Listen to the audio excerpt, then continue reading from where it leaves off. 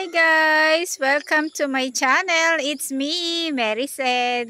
Ayan guys, i-update ko kayo sa aking in-upload na video nung nakaraan. Siguro may 2 weeks or 3 weeks ago na. Yung tungkol sa ginawa ko at na-imbento ko. Wow, na-imbento ko. Na kung paano natin mapapasave yung ating tanim na ampalaya na hindi siya masisira. Ayan guys, yung aking nakita na ganyan, mga bottle, balutin siya. Tingnan nyo naman. Diba guys? Ang laki na ng kanyang bunga. Ayan. O, na-save siya sa ating uod. Ayan, ang ating mga ampalaya. Pwede na tayong maggisa sa itlog lang. Ayan, tingnan natin. O, diba guys? Ang lalaki na nila.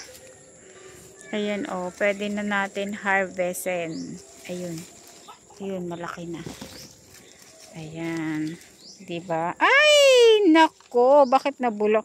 Siguro ito nung binalutan ko, meron na siyang uod. Kasi ayan o, nakabaluktot. Ayan, may panggisa na tayo guys. At ligtas pa siya sa anumang pang-spray para sa pesticide. Diba? Safe na safe siya. Ang laki ng kanyang bunga o.